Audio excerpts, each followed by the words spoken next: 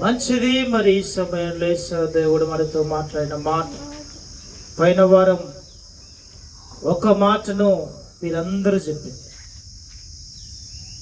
ఇంకొక రాజును, ఆ రాజు గురించి ఎవ్వరు చెప్పారు. ఇంకొక రాజు,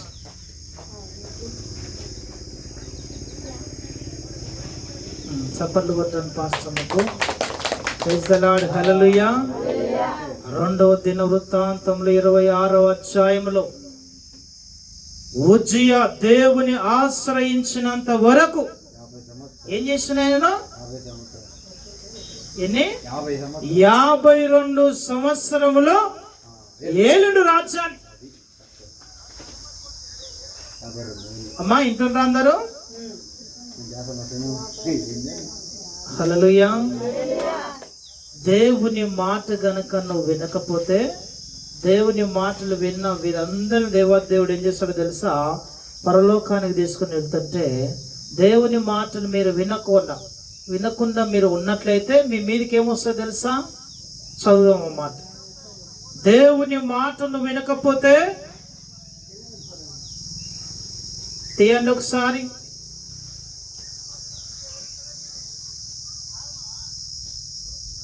మత్తయి సువార్త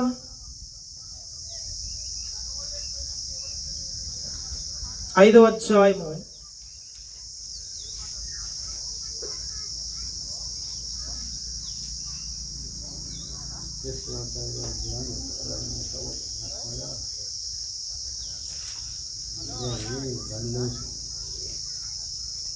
'మనము పరలోకము చేరాలంటే మొట్టమొదటిగా మత్తయి సువార్త 5వ అధ్యాయము 3వ వచనం. ఆత్మ విషయమై దీనులైన వారు ధన్యులు, పరలోక రాజ్యము వారిది. ఆత్మ విషయమైన దీనులైన వారు ధన్యులు, పరలోక రాజ్యము వారిది. హల్లెలూయా. హల్లెలూయా. మొట్టమొదటిగా మన ఆత్మను ఒకసారి మనం పరిశీలన చేసుకున్నట్లయితే, దానియేలు గురించి మరి చాలా జాగ్రత్తగా చదివి మరి నేర్చుకుని చెప్పిన వీరిరువురిని దేవుడు దీవించి ఆశీర్వదించును గాక. ఆమేన్. అలాగూ దేవుని మాటలు మీ హృదయంలో ఫలించి మీరు అలాగూ చెప్పుదురుగాక. ఆమేన్. ఉజ్జియా ఎన్ని రోజులమ్మా? 52 ఏళ్ళు పరిపాలించిన ఒక రాజ్యం. 16 సంవత్సరాల నుంచే రాజుగా చలామణి ఉజ్జియా. ఎందుకో తెలుసా? ఉజ్జియా దేవుని ఆశ్రయించినంత వరకు దేవుడు అతన్ని దినదినము రోజు ఆశీర్వదిస్తా ఉన్నాడు. ఎందుకంటే ఆయన దేవుని ఆశ్రయించాడు కాబట్టి దేవుడు అతన్ని ఆశీర్వదించాడు. నువ్వు ఎవరిని ఆశీర్వదిస్తున్నావు ఒకసారి జ్ఞాపకం చేసుకో. మా కుటుంబంలో మరి ఇబ్బందులు, ఇరుకులే ఇంకా మనకున్నాయంటే కారణం ఏదో తెలుసా? ఈ లోకపరమైన ఆశలు నీకున్నాయి. మొట్టమొదటిగా ఈ లోకాన్ని నువ్వు ఆశ్రయిస్తా ఉన్నావు. ఉజ్జియా మరి ఆయన ఎవరిని ఆశ్రయించిందంటే 2వ దినవృత్తాంతములు 26వ అధ్యాయం 5వ వచనం.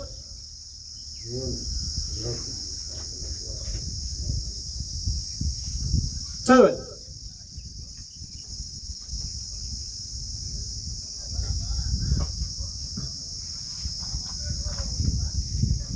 ప్రవర్తించెను. దేవుని ప్రత్యక్షత విషయములో తెలివి కలిగిన జకర్యా దినములలో అతడు దేవుని ఆశ్రయించెను. అతడు యెహోవాను ఆశ్రయించినంత కాలము దేవుడు అతన్ని వర్ధిల్లింపజేసెను. అతడు బయలుదేరి హల్లెలూయా. హల్లెలూయా. 26వ అధ్యాయం 5వ వచనం మరలా ఒకసారి చదవండి. అందరూ మనసులో ఈ మాటను ఉంచుకోండి. దేవుని ప్రత్యక్షత విషయమందు తెలివి కలిగిన జకర్యా దినములలో అతడు దేవుని ఆశ్రయించెను.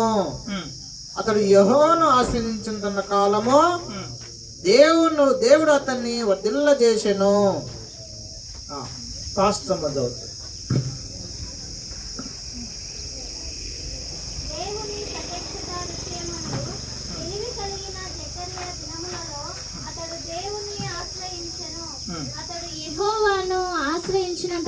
నిమిత్తము దేవుడు అతన్ని వర్ధిలింప చేసెను.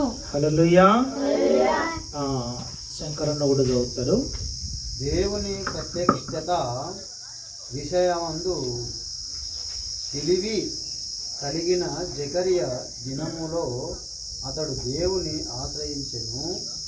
అతడు యెహోవాను ఆశ్రయించిన కాలమంతయు దేవుడు అతన్ని వర్ధిల్ల చేసెను. అతడు బలధీరి. చాలు. హల్లెలూయా, హల్లెలూయా. రెండు చేతులు పైకెత్తి చెప్పండి హల్లెలూయా. మరొకసారి మనం ఎక్కడ పడిపోతున్నామో ఒకసారి మీరు గుర్తించుకోండి. ఎక్కడ పడిపోతున్నామో మరొకసారి గుర్తించుకుంటే, ఉజ్జియా దేవుని ఆశ్రయించినంత వరకు 52 ఏళ్ళు ఏ ఇబ్బంది ఏ ఇరుకు అయినా కలగలేదు. ఎప్పుడు కలిగినా తెలుసా?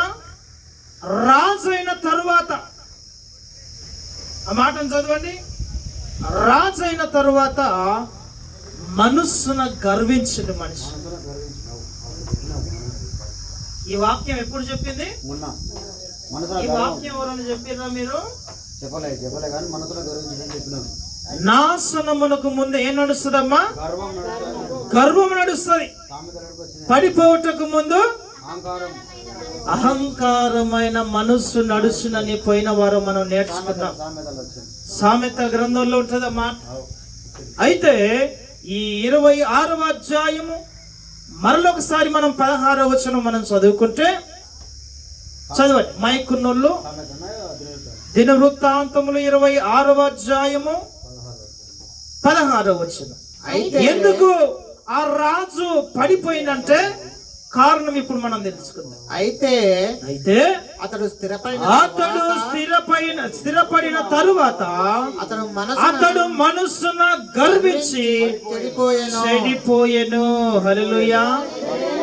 మనము ఒక స్థానంలో దేవుడు పెట్టిన తరువాత, ఆ స్థానం మంచి స్థానం అన్నిటికన్నిచ్చిన తర్వాత మనం ఏం చేస్తాం తెలుసా? మనము గర్విస్తాం. ఎందుకు గర్విస్తాం అంటే, నాకు అన్నిటికన్నా ఉన్నాయి కదా, నాకేమి నువ్వు చెప్పేదని చెప్పేసి అనుకుంటాం. మనమే ఇట్లా అనుకుంటే, ఆయన రాజు 52 ఏళ్ళు ఏలిన రాజు, ఆ మనిషి గర్వించడా? మనమైతే మరి ఎవరు తెలుసా? మా ఊర్లో పిల్లలు కానంత వరకు రోజు దేవుని మందిరానికి వచ్చి పిల్లలు ఎప్పుడైతే అయ్యిండ్రో అంతవరకు నమ్మకంగానే విశ్వాసంతో ఉన్నారు. ఎప్పుడైతే పిల్లలు ఇట్లా పుట్టిన వెంట ఏమైంది తెలుసా? మనస్సున గర్వించగలరు. మనస్సున గర్వం వచ్చి నేనెందుకు పోవాలి చర్చి కన్నా, నేనెందుకు చర్చుకోవాలి అనుకున్నారు. అయితే అది అయిన తర్వాత పిల్లలు పుట్టారు కదా, పిల్లలు పుట్టిన తర్వాత పడిపోయిండ్రు. హల్లెలూయా. ఇదే విషయం మళ్ళీ హైదరాబాద్ లో మనం చూసుకుంటే, రెడ్డిస్ కుటుంబం నుంచి దేవుని నమ్ముకొని ఎక్కడ తిరిగిన పిల్లలు అయితే లేరని చెప్పేసి మరి ఏదో ఒక వ్యక్తిని పట్టుకొని మరి చర్చికి పోతే సంవత్సరం తిరగక మునిపే కొడుకు వచ్చింది. సంవత్సరం తిరగలే. దేవుడు చెప్పేసి ఏమని చెప్పినా తెలుసా? ఈ మరి అబ్రహాముకు పిల్లలు లేరు కదయ్యా అని మరి అబ్రహాము దగ్గర ఉండేటోళ్ళు దేవుని అడుగుతా ఉంటే, అబ్రహాము పిల్లలు ఈ రాళ్ళ వల్ల కూడా దేవుడు పుట్టిస్తారని చెప్పేసి దేవుడు వాగ్దానం చేశాడు. హల్లెలూయా. ఆయన తలుచుకుంటే ఈ రాళ్ళను పిల్లలుగా పుట్టిస్తారని చెప్పేసి వాగ్దానం చేశాడు. హల్లెలూయా. మన జీవితంలో ఒక మాటను మీరు జ్ఞాపకం చేసుకోండి. ఈమె ఎంతవరకు వచ్చిందో తెలుసా? మరి ఎక్కడ ఎన్ని గుళ్ళకు పోయినా, ఎన్ని గోపురాలకు పోయినా పిల్లలు కలగలే. దేవుని దగ్గరికి ఒక్కసారి నువ్వు మందిరానికి రమ్మ, ఒక 10 వారాలు రా. మన దానిలో కూడా ఆచారాలు పెడతారు. పాస్టర్ నువ్వు 10 వారాలు వచ్చి చూడు, నీకు తక్కువ అవుతారా, లేదంటే రాకంటారు. అయితే మరి ఈమెకు కూడా అదే పెడితే మరి మంచి పిల్లగాడు పుట్టిన తర్వాత బిడ్డ పుట్టింది. ఇద్దరు పుట్టిన తర్వాత చర్చి బంద్ చేసుకున్నారు. ఇద్దరు చర్చి బంద్ చేసుకొని మరలా లోకంలో కలిసి తిరుగుతుంటే దేవుడు మాట తప్పడా? ఇచ్చిన తర్వాత వీళ్ళ ఏషాలు చూసి ఏం చేశాడో తెలుసా? పసి ప్రాయంలో నుంచి మరి దేవుడు హాస్పిటల్ పాలు చేసి మరి వారిని 1 సంవత్సరం 2 సంవత్సరాలు కాక ఇద్దరు పిల్లలు చనిపోయారు. దేవుని ఆశ్రయించినంత వరకు వాళ్ళు మంచిగా ఉన్నారు. ఎప్పుడైతే దేవుని కాదని విడిచిపోయిండ్రో ఆ చిన్న పిల్లలు ఏదో మరి గుండె ఆటు సమస్యతోనే చనిపోయి. మీరు జ్ఞాపకం చేసుకోండి, ఉజ్జియా ఎందుకు పడిపోయినంటే కారణం ఏదో తెలుసా? మనస్సును గర్వించండి. ఎందుకు గర్వించాలో తెలుసా? బలిపీఠం ఎవరెక్కల తెలుసా? ఒక్క అహరోను సంతతి వారే ఎక్కాలి బలిపీఠం. యాజకులు ఎక్కాలి. మరి పౌలు గారి ఇంటికి, కొన్నమ్మల ఇంటికి వాళ్ళే యజమానులు. నేను వారింటికి పోయి నేను యజమాని అంటే నడుస్తుంది? అక్కడ నడవదు. ఆ ఇంటికి ఆయనే యజమాని. కానీ రాజ్యం అనుకున్నది తెలుసా? ఈ రాజ్యం అంతటా నేనే రాజును కాబట్టి అందరి ఇంట్లో నేనే యజమాని అనుకున్నాడు. అహరోను సంతతి వారు గొడవడిండ్రు, కొట్లాడిండ్రు. 80 మంది ఆ రాజును అడ్డగించరు. అయ్యా, నువ్వు ఈ రాజ్యాన్ని పరిపాలించవచ్చు, కానీ ఈ ధూపార్తిని చేత పట్టుకొని ధూపం వేయడానికి, పరిశుద్ధమైన స్థలములో అడుగు పెట్టడానికి నీకు వీలు లేదయ్యా అని చెప్పేసి ఎదుర్కొన్నారు రాజు. ఆ రాజును ఎదుర్కొంటే యాజకులు మరి 17వ వచనాన్ని చదవండి ఒకసారి. దినవృత్తాంతములు 26వ అధ్యాయము. యాజకుడైన అజర్యాయు అతనితో కూడా, అతని పేరు చెప్పండి ఒకసారి. యాజకుడైన అజర్యా అతనితో కూడా ధైర్యవంతులైన యెహోవా యాజకులు 80 మంది అతని వెంబడి లోపలికి పోయిరి. వారు రాజైన ఉజ్జియాను ఎదిరించి ఉజ్జియా యెహోవా ధూపం వేయుటకై ప్రతిష్ఠింపబడిన అహరోను సంతతి వారైన యాజకుల పనియే గాని నీ పని కాదు. హల్లెలూయా. తేల్చి చెప్పేసారు వాళ్ళు. 80 మంది తేల్చి చెప్పారు. ఏమన్నా తెలుసా? అయ్యా, నీ పని అది కాదు. అహరోను సంతతి వారు 80 మంది, అది మా పని అని చెప్పేసి ఆ 80 మంది ధైర్యంగా రాజు ఎద్దుకు వచ్చి నిలబడి. ఈ మాటను మీరు జ్ఞాపకం చేసుకోండి. రాజు మనస్సును గర్వించిన తర్వాత ఏమైనా తెలుసా? ఈ 19వ వచనం మనం చదువుకుంటే, ఉజ్జియా ధూపము వేయుటకు 18. వారు రాజైన ఉజ్జియాను ఎదిరించి ఉజ్జియా యెహోవాకు ధూపము వేయుటకై ప్రతిష్ఠింపబడిన అహరోను సంతతి వారైన యాజకుల పనియే గాని నీ పని కాదు. పరిశుద్ధ స్థలములో నుండి బయటకు పొమ్ము. నీవు ద్రోహము చేసి ఉన్నావు.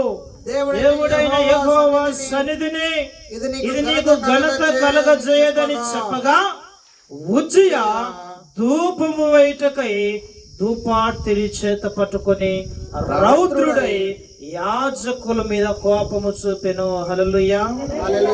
ఈ మాటను మీరు ఇంటి దగ్గరికి వెళ్ళి మరలా ఈ రోజు ఎలాగైతే మీరు చదివినరో వచ్చే వారం ఈ ఉజ్జియా గురించి చూడకుండా 2 నిమిషంలో ఉజ్జియా ఎలాంటి వాడు, మనం ఎలాంటి వారు. 26వ అధ్యాయము 21 నుంచి 23 వచనాలు మనం చూసుకున్నట్లయితే, ఆ ఉజ్జియా దేవుడు ఆశ్రయించినంత వరకు దేవుడు అతన్ని వర్ధిలింపజేశాడు. ఈ మాట జ్ఞాపకం చేశాడు. మనము మన జీవితంలో మనము దేవుని ఆశ్రయించినంత వరకు మనందరికి దేవుడు మేలు చేస్తాడు. అందరికి మేలు చేస్తాడు దేవుడు. ఆయనను ఆశ్రయించకుండా లోకములో కలిసి ఉన్నట్లయితే దేవుడిని ఎద్దుకు రావడమో మీరు జ్ఞాపకం చేసుకోండి. అందుకే మరి ఉజ్జయను మరలా ఎందుకు జ్ఞాపకం చేస్తా ఉండడమ్మా అంటే యేసయ్య దేవుడు తెలియజేస్తా ఉన్నాడు. ఒక మాటను మనం చదువుకుందాం. 19వ వచనం, 20వ వచనం చదవండి. ప్రధాన యాజకుడైన అజర్యాయును యాజకులందరూ అతని వైపు చూడగా అతడి నొసట కుష్ఠము గలవాడయ్యుండెను. హల్లెలూయా. దేవుని మాట విననందుకు 52 ఏళ్ళు మరి ఏలిన ఆ రాజును ఆ పరిశుద్ధ స్థలములో నువ్వు అడుగు పెట్టొద్దయ్యా అని చెప్పిన ఆ యాజకులకు తిరగబడి ఏం తెచ్చుకున్నాడు రాజు? కుష్ఠము తెచ్చుకున్నాడు. దేవుని మాట వినకపోతే మన జీవితంలో కూడా మనం పడిపోతాం. మనం పడిపోయి చెడిపోతాం. దేవుని మాట గనుక నువ్వు వింటే ఈ దీవెనలన్నీ నీకు కలుగుతాయని ద్వితీయోపదేశ కాండము 20వ అధ్యాయము 28వ అధ్యాయం తీస్తే నువ్వు దేవుని ఆశ్రయించినట్లయితే, నువ్వు దేవుని మాట నువ్వు విన్నట్లయితే ఈ ఆజ్ఞలన్నీ దేవుడు మన అందరికి అనుగ్రహిస్తాడు. ఆ మాటలు మనం చదవాలి. నీవు నీ దేవుడైన యెహోవా మాట శ్రద్ధగా నేను నేడు నీకు ఆజ్ఞాపించు నేడు నీకు ఆజ్ఞాపిస్తున్నాను. ఆ మాటలు ఆ కట్టడలను అనుసరించి నువ్వు నడుచుకున్నట్లయితే ఈ దీవెనలు నీకును నీ ఇంటి వారికి దేవుడు కలగజేస్తారంట. హల్లెలూయా. ఆ దీవెనలు ఏందో మనం చూసుకుందాం. 16వ వచనం. పట్టణంలో నీవు శపింపబడదువు, పొలములో నీవు శపింపబడదువు, నీ గంపయు పిండి పిసుకు నీ తొట్టియు శపింపబడును, నీ గర్భఫలము నీ భూమి పంట నీ ఆవులు నీ గొర్రె మేకలు మందలు శపింపబడును. నీవు లోపలికి వచ్చినప్పుడు శపింపబడదువు, వెలుపలికి వెళ్ళినప్పుడు. 3వ అధ్యాయం 3వ వచనం, 28వ అధ్యాయం 3వ వచనం, 28 3వ వచనం. నీవు పట్టణములో దీవించబడదువు. 2వ వచనం చదువు. నీవు నీ దేవుడైన యెహోవా మాట వినిన ఎడల ఈ దీవెనలన్నీ నీ మీదకి వచ్చి నీకు ప్రాప్తించును. నీవు పట్టణములో దీవింపబడదువు. మొట్టమొదటిగా నీవు ఉన్న ఊరిలో నువ్వు దీవించబడతావంట. నీవు పట్టణంలో దీవింపబడదువు, పొలములో దీవింపబడదువు, నీ గర్భ ఫలము నీ భూఫలము నీ పశువుల మందలు నీ టెద్దుల నీ గొర్రె మేకల మందలు దీవింపబడును. నీ గంపయో పిండి పిసుకు నీ తొట్టియో దీవింపబడును. నీవు లోపలికి వచ్చినప్పుడు దీవించబడదువు, వెలుపలికి వెళ్ళినప్పుడు దీవించబడదువు. నీ మీద పడుని శత్రువుల యెహోవా నీ ఎదుట హతమగునట్లు చేయును. వారొక త్రోవను నీ మీదికి బయలుదేరి వచ్చి 7 త్రోవల నీ ఎదుట నుండి పారిపోదురు. హల్లెలూయా. నీ కొట్లలోను నీవు చెయ్యి ప్రయత్నములన్నిటిలోనూ నీకు దీవెన కలుగున్నట్లు యెహోవా ఆజ్ఞాపించును. హల్లెలూయా. మొట్టమొదటగా ఈ రోజు నువ్వు చేయాల్సిన పని ఏదో తెలుసా? ఆయన మాటను వినాలి. దేవుని మాట గనుక నువ్వు విని ఆయన మాటను శ్రద్ధగా విని ఆయన ఆ దీవెనలు నీకు అనుగ్రహించాలంటే ఆయన మాట నువ్వు వినాలి. ఎలా వినాలో తెలుసా? మొట్టమొదటి వచనం 28 మొట్టమొదటి వచనం చదువు. నీవు నీ దేవుడైన యెహోవా మాట ఎలా వినాలో తెలుసా? శ్రద్ధగా వినాలి. దేవుని మందిరంలో మీరున్నప్పుడు ఎలా వినాలో తెలుసా? వాక్యం చెప్పినప్పుడు పిన్నేసి కిందేసి ఆ సౌండ్ మనకు వినబడాలి. అంత శ్రద్ధగా దేవుని మాటలు వినాలంట. అంత శ్రద్ధగా నువ్వు విన్న తర్వాత విని నేడు నేను నీకు ఆజ్ఞాపించుచున్నా ఆయన ఆజ్ఞలన్నిటినీ అనుసరించాలి. ఆయన మాటలు వింటనే కాదు, ఆయన ఆజ్ఞలను అనుసరించాలి. ఆయన ఆజ్ఞలు ఏవో తెలుసా? 10 ఆజ్ఞలు. ఆ 10 ఆజ్ఞల్లో ఏ ఒక్క ఆజ్ఞను కూడా నువ్వు ధిక్కరించొద్దు. ఆయన ఆజ్ఞల్లో నిర్గమకాండము తీయండి ఒకసారి. చదువు. నిర్గమకాండము 20. దేవుడు ఈ ఆజ్ఞలన్నీ నియమించను. నేనే గృహమైన ఐగుప్తులో నుండి నిన్ను వెలుపలికి రప్పించి తిని, నేను తప్ప వేరొక్క దేవుడు నీకు ఉండకూడదు. పైన ఆకాశమునైనను క్రింద భూమినైనను భూమి క్రింద జలములను గాని ఉండు దేనినైనను ఏ రూపమునైనను విగ్రహమునైనను నీవు చేసుకొనకూడదు. వాటికి సాగిల పడకూడదు, వాటిని పూజింపకూడదు. ఎలా అనగా నీ దేవుడైన యెహోవాకు నేనే రోషము గల దేవుడను. నన్ను ద్వేషించు వారు విషయములో 4 తరములు వారికి తండ్రుల దోషము కుమారుల మీదకి రప్పించును. నన్ను ప్రేమించి నా ఆజ్ఞలు గైకొను వారి 1000 తరముల వరకు కరుణించి వాడనై ఉన్నాను. చాలు. హల్లెలూయా. మీ ఇంటికి వెళ్ళాక మళ్ళీ ఒకసారి చెప్తున్నాను, 20వ అధ్యాయము ఈ ఆజ్ఞలు, ఈ 10 ఆజ్ఞలు ఉంటాయి. ఎన్నో వచనం వరకు అంటే 17వ వచనం వరకు. ఆ 17వ వచనం వరకు 10 ఆజ్ఞలు దేవుడు మనకు ముందుంచండు. ఇందాక చదివిన వాక్యములో, ఇదిగో నీ దేవుడైన యెహోవా మాట నువ్వు శ్రద్ధగా విని ఆయన ఆజ్ఞలను అనుసరించి నడుచుకొనిన ఎడల ఈ దీవెనలన్నీ నీకు ప్రాప్తించునని దేవాది దేవుడు తెలియజేశాడు. హల్లెలూయా. ఆ దీవెనలు నువ్వు పొందుకోవాలనుకుంటే, నువ్వు రోడ్డు మీద నడుచుకుంటూ వెళ్తా ఉన్నప్పుడు మరణం మనిషికి ఎలాగొస్తుందో తెలియదు. తెలుసా ఎవరికన్నా?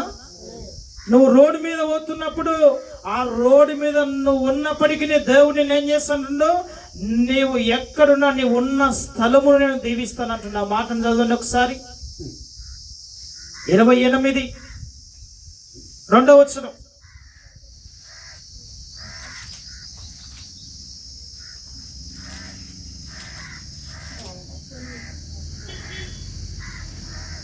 ఈ దీవెనలన్నీ ఇందాక చదివిన వచనమే. 28వ అధ్యాయం 4వ వచనం చదవండి.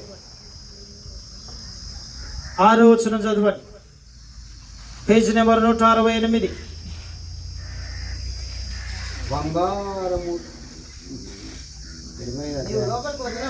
నువ్వు లోపలికి వచ్చినప్పుడు దీవించబడుదువు, వెలుపలికి వెళ్ళినప్పుడు నువ్వు దీవించబడుదువు. హల్లెలూయా. నువ్వు దేవుని మాటను విని నువ్వు శ్రద్ధగా ఈ 10 ఆజ్ఞలను పాటించినట్లయితే నువ్వు లోపలికి వెళ్ళినప్పుడు వెలుపలికి వచ్చినప్పుడు కూడా నిన్ను దీవిస్తాయి. నువ్వు బయటకు పోయిన తర్వాత మరలా నిన్ను లోపలికి వచ్చేంత వరకు నీకు మరి కాలుకు రాయి తగలకుండా నిన్ను నడిపిస్తాడని ఈ మాట ద్వారా దేవాది దేవుడు తెలియజేస్తా ఉన్నాడు. హల్లెలూయా. అందుకే మనిషికి మరణం ఎప్పుడో వస్తుందో తెలియదు కాబట్టి ఈ ఆజ్ఞలు, ఆయన మాటలను విని జీవించాలని మరి ఈ మాటల ద్వారా దేవాది దేవుడు తెలియజేస్తా ఉన్నాడు. అందుకే మన జీవితాన్ని దేంతో పోల్చినామా? మన జీవితాన్ని పూలతోనే మరి పోల్చింది. కాబట్టి నువ్వు ఎక్కడున్నా, నువ్వు ఏ స్థితిలో ఉన్నా నీకు మరణం వస్తుంది. ఆ మరణము రాకమునిపే ఈ దీవెనలన్నీ నువ్వు పొందుకోవాలి. కాబట్టి మీరు చాలా జాగ్రత్తగా ఆయన మాటలు విని శ్రద్ధగా మరి జీవించాలని యేసు దేవుడు తెలియజేస్తా ఉన్నాడు. ఓ లాంటిది